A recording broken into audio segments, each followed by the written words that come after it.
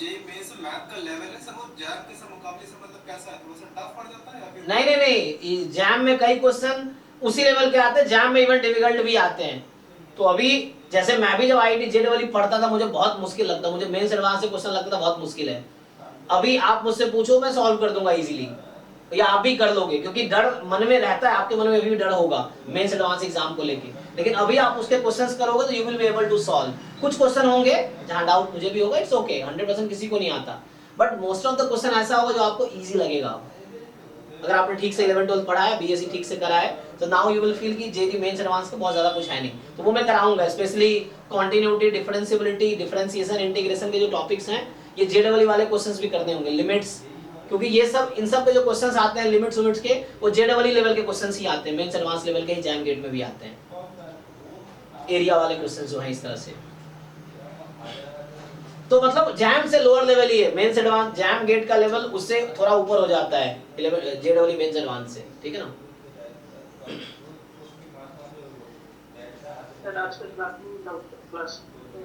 अभी आपके लिए डाउट क्लास है, जिन लोगों ने पीछे के जो डाउट्स हैं, अभी मैंने क्या क्या कवर किया अभी तक, क्लास 11 से chapter 1 sets, 2 relation function, 3 trigonometry, 5 नहीं 6 था लीनियर इनइक्वालिटी, अभी कराया 7 परम्यूटेशन कॉम्बिनेशन, अच्छा 13 भी करा चुका हूं लिमिट्स, ये हो गया। 12 से 1 relation function, 2 inverse trigonometric function, 5 continuity and differentiability, 6 application of derivative, 7 integration, 8 application of integration. कितने चैप्टर हमने डिस्कस किए लास्ट एक महीने में? तो सर आज के बाद में जो होल स्क्वायर वाला फार्मूला हुआ था ना, हाँ वो कराऊं, अच्छा अरे सो अगर मैं इसको एक तो इसको खोलोगे तो क्या आएगा, इसको ओपन करो, NC0 NC1x NC2x²। एक्चुअली तुम ट्राई करके आओगे, जरा सीखोगे, तुम ऐसे डाउट पूछ लोगे तो NCN x की पावर n, अब इसका हो गया स्क्वायर। अब मुझे ये बताओ तुम जब a प्लस बी प्लस सी का होल स्क्वायर करते हो तो क्या करते हो, पहले a square B square C square, फिर 1 बाय 1 मल्टीप्लाई करते हो ना। इसका तो होगा पूरा जो जो टर्म है उसका स्क्वायर। चलो इसका स्क्वायर करेंगे कितनी डिग्री आएगी, x की पावर क्या आएगी स्क्वायर करने पे, है ही नहीं, x तो है ही ना इसमें, इसका स्क्वायर करेंगे तो पावर 2 हो जाएगी, a square plus B square plus C square, ऐसे कर रहा हूं मैं। तो मैंने तुम्हें कहा था जस्ट वो टर्म कलेक्ट करो जहां पावर n हो जाए x का, कौन सा टर्म आएगा? n minus 1 1 n minus 2 2 ऐसा है। हाँ तो देखो जैसे NC0 जब मल्टीप्लाई होगा इसके साथ तो एक आएगा NC0 NCN, तब x की पावर n आएगा। दूसरा कब आएगा, जब NC1 मल्टीप्लाई होगा किसके साथ, NCN-1 के साथ, तब x की पावर n आएगा, आता है ना। फिर ऐसे ही ऐसे चलता रहेगा, कहां तक चलेगा, NCN-1 NC1, फिर x की पावर n, फिर आएगा NCN NC0 x की पावर n। अब कॉमन ले लो, मैं बाकी टर्म नहीं लिखा, अब कॉमन लो, क्या बचा, तुम्हें पता है NCN NC0 की सेम वैल्यू होती है, तो NCN को मैं NC0 लिख सकता हूं, तो ये ऐसा हो गया। हाँ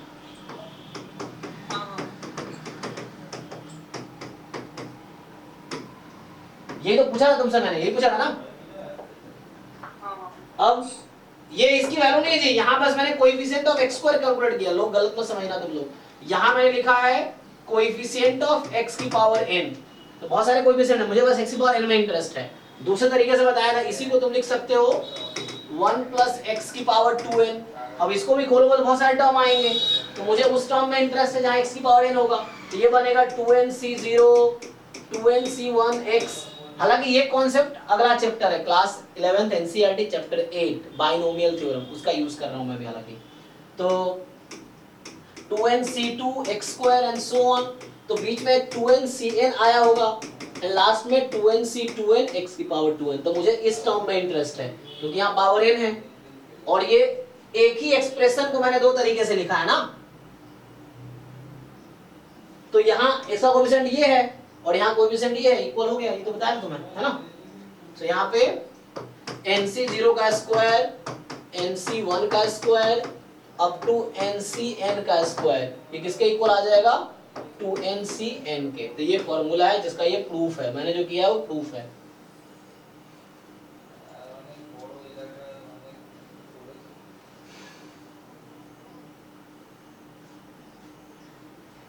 हालांकि first term last term same है, तो याद होगा 2ab 2bc 2ca करते हैं, तो 2ab के बजाय मैंने a into b यहाँ लिखा है और b into a यहाँ लिखा है, 2 टाइम नहीं हुआ है, ठीक है ना, वो नोटिस कर सकते हो।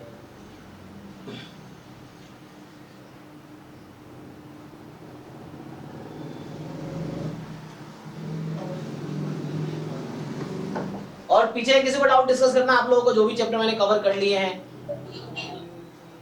किसी को भी? सर एक छोटा सा डाउट पूछना था, कैलकुलेशन रिलेटेड है एक्चुअली में, मतलब मेरे को कंफर्मेशन चाहिए सही है कि गलत कर रहा हूं। सर एक क्वाड्रेटिक इक्वेशन है -3x² upon 2 + 20x + 50 = 0 -3x² upon 2 + 20x + 50 = 0। जी तो सर मुझे बस ना इसमें ये कंफर्म करना था आपसे कि सच में मैं अगर कांस्टेंट 2 से मल्टीप्लाई करूं बोथ साइड, तो जो सॉल्यूशंस आएंगे रूट्स आएंगे वो सेम आएंगे सर? हाँ, 2 से मल्टीप्लाई कर दो, सो -3x² + 40x + 100 = 0, इन दोनों का सेम सॉल्यूशन होगा। तो सर मैं अगर दोनों में क्वाड्रेटिक फॉर्मूला लगाऊंगा तो सेम आएगा सर? यस दोनों में सेम आएगा, ठीक है सर। ठीक है ना। सो दोनों में क्वाड्रेटिक फॉर्मूला लगाएंगे तो सेम ही आंसर आएगा, चाहे कुछ भी हो।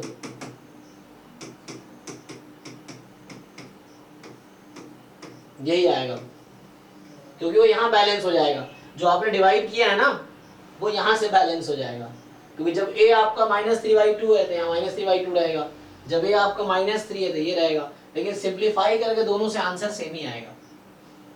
Okay sir, thank you.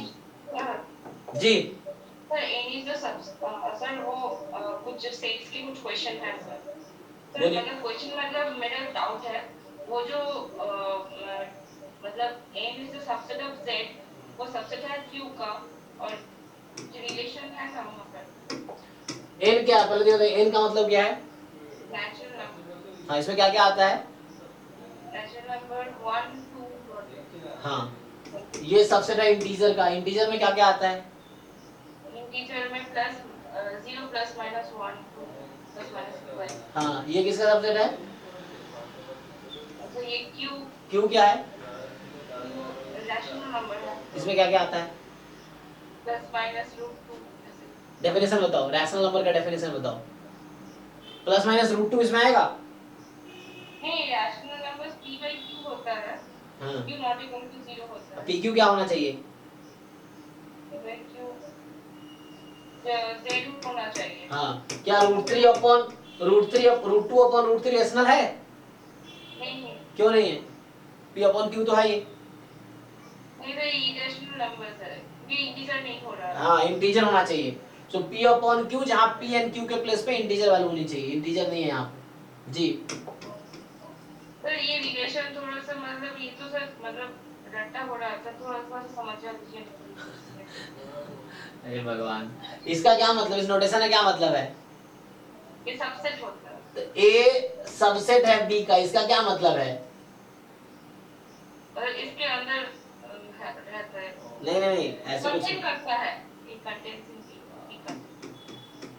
ठीक से बताओ, साफ सुथरा लैंग्वेज में, ताकि सबको समझ आए clearly. a is subset of b if and only if, क्या मतलब है?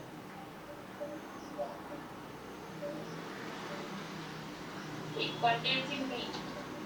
इसका क्या मतलब, मुझे समझाओ, हिंदी में समझाओ आप कि a सबसेट b का कब होगा? जब a के सारे b के सारे वैल्यूज a में होंगे। यही तो दिक्कत है कि आप अभी एकदम बूटस्ट्रैप मेथड की बात कर रहे हो और यहाँ सबसेट में आपको दिक्कत है, जो क्लास 11 का चैप्टर 1 है ये। तो मैं तो यही समझ नहीं पाता हूँ ना कि आप रिसर्च, ठीक है research is good, but how will you do research? आपके हर दूसरे लाइन में गलत गलत होगा। जब आप यहाँ पे उल्टा सीधा बोलोगे, अब आप कह रहे हैं ये समझ नहीं, इसमें क्या नया चीजें हैं? All natural numbers are integer, all integers are rational number, बस इसमें क्या नया है? Sir n does not contain t और t जो बोल रहे हैं वो इरेशनल नंबर है। नहीं वहाँ पर नहीं मैं। हाँ मैं समझ रहा हूँ, जो n does not contain in q dash, yes, हाँ। t वही t है जैसे, हाँ। हाँ। तो आप खुद से ये क्वेश्चन क्यों नहीं पूछते कि ऐसा क्यों हो रहा है? क्या सारे रैशनल नंबर इरेशनल नंबर होते हैं? इरेशनल क्या होता है? What is irrational number? Irrational कैसे डिफाइन करोगे आप?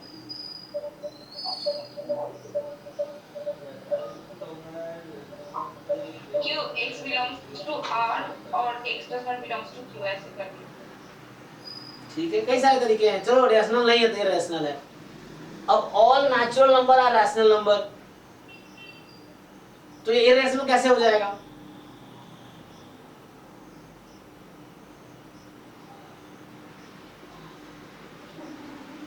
इसको ये सब बेसिक आप ये सब जब पढ़ते हो एग्जांपल करते हो वहां पे, कभी जो सॉल्व एग्जांपल आपने सॉल्व किया है? और एग्जांपल नहीं। अरे तो सॉल्व एग्जांपल करो ना, सॉल्व तभी तो समझ आएगा। जब आपको क्या, मुझे बताओ यहाँ पे वन सबसेट है इसका, यहाँ क्या ये ट्रू स्टेटमेंट है फॉल्स स्टेटमेंट है? क्या ये सबसेट है इसका? हाँ। क्यों? अभी तो आप ये कह रहे थे इसके सारे एलिमेंट इसमें होने चाहिए। बताइए है कि नहीं है, ट्रू है कि फॉल्स है ये ट्रू है। तो अभी यहाँ पे क्यों आप कह रहे थे कि बी के सारे एलिमेंट ए में होने चाहिए? ये वो उल्टा बोल रहे हैं। तो यही तो ठीक करना है ना, किताब में लिखा हुआ है और मैं एनसीईआरटी खोलूंगा उसमें लिखा हुआ है, इसका मतलब क्या है?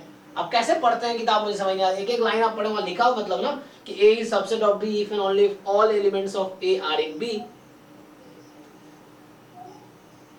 तो ये this is subset of simple. यहाँ पे आप इसमें क्या आप करें, इसमें डाउट आ रहा है, कैसे डाउट आ गया? All natural numbers are integer, जो इसमें है वो यहाँ भी है और जो यहाँ है वो यहाँ भी है, इसमें क्या डाउट आ गया? चलो ठीक है, ओके ठीक है, आपको यहाँ कंफ्यूजन, यहाँ पे कंफ्यूजन था। तो every element of A must be in B, then we call A is a subset of B. अगर ए में एक भी ऐसा एलिमेंट हुआ which is not in B, then A will not be a subset of B। जैसे कोई मुझे एक नेचुरल नंबर बताइए आप, एनी नेचुरल नंबर कोई बताइए मुझे। 2, क्या 2 इरेशनल नंबर हो सकता है? नहीं।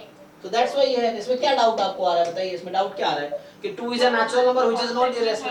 मतलब वो नेचुरल नंबर्स और उसकी सबसेट मतलब वो रट्टा मारना पड़ता था। तो रट्टा क्यों मारना है, समझो ना। जैसे आप खुद से क्वेश्चन पूछे, सब मुझसे पूछते हो ना, you ask the question to से, खुद से पूछो, आप खुद से बातें करो ना कि ये ऐसा क्यों लिखा हुआ है, तो हम जानेंगे कि इसका मतलब क्या है, फिर इंटरप्रेट करेंगे उसको, फिर समझ आएगा। जो चीज मैं आपको बता रहा हूँ खुद को भी बता सकते हैं आप कि नेचुरल नंबर में 1 है जो कि इसमें नहीं है, इसका मतलब ये सबसेट नहीं है, दैट्स ऑल।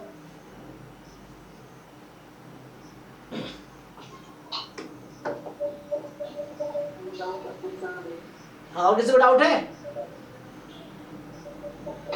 हाँ जी, हर का क्या डाउट है? फंक्शन से था, बोलो बोलो। बोला है कि give example of two non constant function f and g। हाँ, is that if og is a constant function। एक तो मुझे समझ, तुम इसका एफर्ट्स किए हो कि नहीं किए हो, मुझे ये समझाओ थोड़ा सा तुम। या मतलब एक निकल लिया कि अब ये फ्रैक्शन ऑफ x उसके ऊपर लगा दूंगा अगर बॉक्स ऑफ x, तो वो तो हमेशा 0 आएगा। एक मिनट, f बोला है fx gx दो नॉन कांस्टेंट फंक्शन है और जिसका सम क्या हो जाए? कॉम्पोजिशन। कॉम्पोजिशन क्या हो जाए? कांस्टेंट फंक्शन हो जाए। तो उसका कोशिश करो, इसमें तुम क्या डाउट क्या पूछना है तुम्हें ऐसे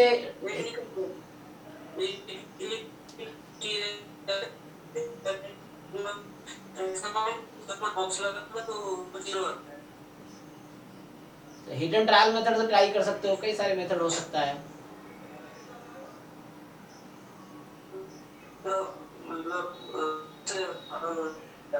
जनरल इसके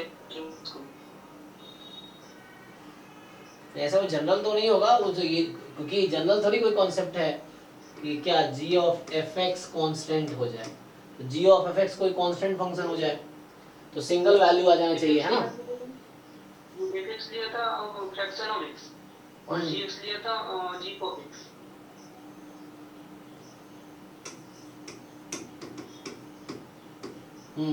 और फ्रैक्शन ठीक है,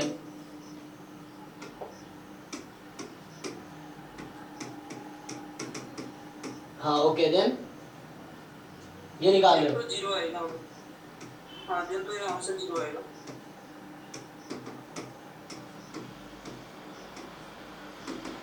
ठीक है। तो मतलब ये तो ऐसे ही दिमाग से आ गया। तो मैंने सोचा जनरलाइज कोई मेथड नहीं होगा कि अगर ऐसे क्वेश्चन दे दिया। जनरल तो नहीं, ऐसे ही ढूंढना पड़ेगा जहाँ पे कहीं कांस्टेंट बन जाए। कुछ वैसा बना सकते हैं कि कैंसिल होके कांस्टेंट दे दे वो, है ना। तो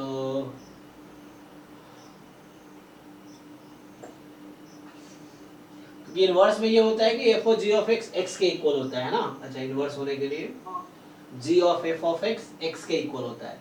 यहाँ तुम्हें कांस्टेंट बनाने हैं, तो कांस्टेंट बनाने के लिए यहाँ नॉन कांस्टेंट लेना है। तो एक तो ये एग्जांपल सही बनाया तुमने, दूसरा ऐसे एक्सपेरिमेंट करना पड़ेगा क्योंकि इस तरह क्वेश्चन थोड़े ट्रिकी होते हैं। मतलब सोचना पड़ेगा तुम्हें, ऐसे डायरेक्टली नहीं बोल सकते, अलग अलग एग्जांपल।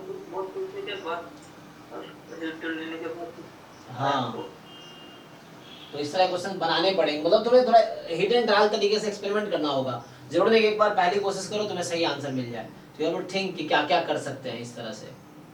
सो जैसे ट्रिग्नोमेट्री टाइप का इन्वॉल्व कर सकते हो। फॉर एग्जांपल अगर मैं बोलूं कि लेट्स से एग्जांपल के लिए तुम्हें दो वेरिएबल फंक्शन बनाना पड़ेगा।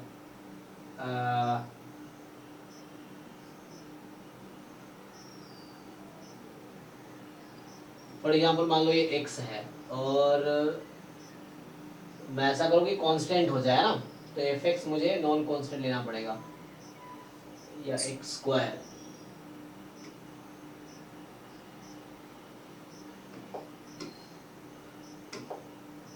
सो मुझे ट्रिग्नोमेट्री मान लो sin square plus cos square 1 होता है। तो इस तरीके से कुछ हम सोच सकते हैं। For example let's say tan square और sec स्क्वायर में क्या रिलेशन है, तो जैसे 1 है ना। इस तरह से कुछ बना सकते हैं जहाँ पे एट द एंड वो कांस्टेंट आ जाए। यही कोशिश करनी है।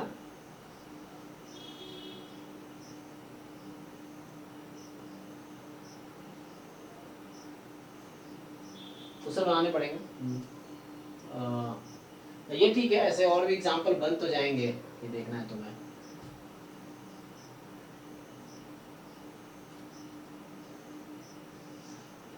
ऐसा कोई जनरल कोई डायरेक्ट कॉन्सेप्ट नहीं, तो एग्जांपल बनवाते हैं वो लोग, जैसे क्योंकि बहुत ढूंढना मुश्किल होता है इसलिए एग्जांपल ढूंढवाते हैं। ढूंढने तुम ठीक है बनाओ, वैसे मैं ट्राई करूंगा, फिर मुझे भी टाइम काफी लगेगा, बट ठीक है, दिस इज वन एग्जांपल। ऐसे तुम्हें सोचना पड़ेगा, मुझे भी काफी सोचना पड़ेगा इसमें। ये है, मैं कुछ नया बना सकता हूँ बट वो सोचना पड़ेगा उसके लिए कि क्या कोशिश करें।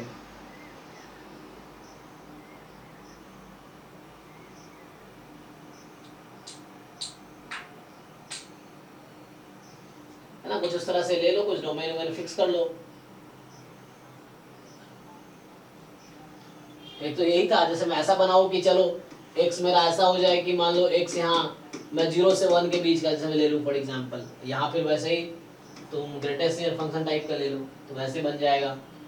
यहाँ भी फिक्स कर सकते हो, लेकिन डोमेन पूरा आ गया है। हाँ, तो R पे करेंगे तो फिर हाँ ये ठीक है, तुमने सही बनाया ना। एक तो ये है, दूसरा तुम R पे ढूंढना चाहते हो तो R और क्या है, साइन कॉस में चेक कर सकते हो। e की पावर x वाले पे जा सकते हो कि e की पावर में क्या होता है। हाँ, e की पावर x वाले में सोच सकते हो क्या होगा ताकि कांस्टेंट आ जाए। log और e को कंबाइन कर दो, e की पावर log x x होता है तो वो तो x आ जाएगा, है ना, क्योंकि इनवर्स फंक्शन में तो ये है ना, इनवर्स फंक्शन में हाँ इनवर्स फंक्शन में x आएगा हमेशा। हाँ x आएगा हमेशा, लेकिन तुम कह रहे हो कांस्टेंट लाना है, तो मिल तो गया ना एक एग्जांपल, तुम दूसरा एग्जांपल ढूंढना चाह रहे हो। मतलब इंस्टेंट देखने के बाद नहीं, इस तरह क्वेश्चन आसान नहीं होगा एक्चुअली, तुम जो ढूंढो बहुत मुश्किल से, ऐसा कोई डायरेक्ट जनरल अप्रोच नहीं कि तुम सीधा सीधा बता दो, क्योंकि इसके लिए जब कोई भी एग्जांपल तुमसे पूछेगा तो बहुत ट्रिवियल होगा, या हो सकता है रेयर होगा, या बहुत मुश्किल होगा, या उस तरह ढूंढना होगा, तो उस तरह क्वेश्चन होंगे। तो ठीक है, ढूंढना पड़ेगा मुझे भी इसके लिए ना, तो ऐसा है। बाकी तुम ट्राई कर सकते हो या कोशिश थोड़ा और एक्सपेरिमेंट करो, ये है। और किसी को कुछ पूछना है? Yes sir. बोलो। हाँ sir y equals to root x को हम लोग x equals to y square लिख सकते हैं ना? y is equal to root x is equal to x is equal to y square, yes. हाँ सर, तो सर इनका सर ग्राफ भी सेम बनेगा? नहीं, तो सर रूट x तुम्हें पहले ये डिफरेंस समझना पड़ेगा, इसमें और इसमें ग्राफ सेम तब बनेगा जब ये होगा। तुम इससे यहां तक जा सकते हो, लेकिन यहां से यहां नहीं आ सकते। हाँ सर, हम रूट में सर नेगेटिव वैल्यू नहीं ले सकते, इस वजह से सर जी, माइनस तो आपको समझना है कि दोनों सेम नहीं है। मैं बोल रहा हूँ ये इसको इम्प्लाई कर रहा है, तुमने स्क्वायर कर दिया, तो स्क्वायर कर दिया, इसमें ये हो गया कि इसका ग्राफ ये हो गया, और इसका ग्राफ जस्ट आधा होगा। y यहाँ हमेशा पॉजिटिव होगा, y नेगेटिव नहीं हो सकता। सो इतना ही ग्राफ है, यहाँ y की वैल्यू नेगेटिव नहीं आ सकती, यहाँ y नेगेटिव भी आ सकती है। सर यही रीजन है ना कि हम लोग वहाँ पे नीचे की तरफ नेगेटिव तरफ नहीं लेते उसको। यस, क्योंकि रूट एक्स पॉजिटिव है। यहाँ देखो, जबकि तुम चलो वहां से यहाँ आ सकते हो, अब कहीं लिखा हुआ है x बराबर वाई स्क्वायर, तो ये इंप्लाई करेगा y is equal to plus minus root x, तो सेम नहीं है ना, सेम नहीं सर तो है। अगर जैसे क्वेश्चन में आ गया तो इसको मतलब ऐसे इंटरचेंज नहीं कर सकते? हाँ, नहीं कर सकते। जब ये कर्व लिखा हुआ है तो इतना ही तुम्हें यूज करना है, और ये कर्व है तो ये यूज करना है पूरा। तो ये कई बार ऐसा होगा, अभी क्वेश्चन में देखेंगे, कई बार ऐसा होगा। यस सर, आज तक 3-4 क्वेश्चन ऐसे ही हुआ था।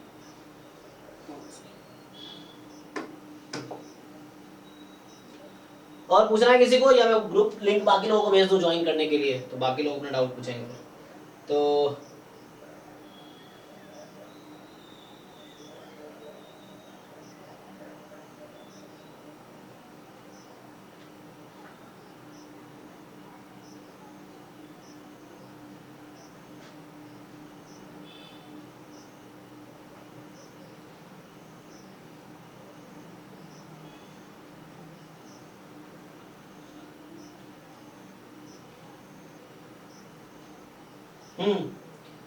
किसी को वजह डाउट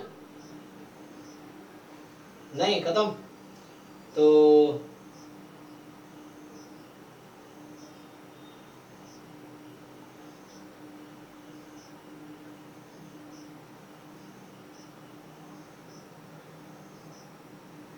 रुको रुको, अब मैं क्या करूं, डाउट क्लास ना, ठीक है। फिर मैं ग्रुप में बाकी लोगों को लिंक भेज देता हूं और ज्वाइन करेंगे डाउट के लिए।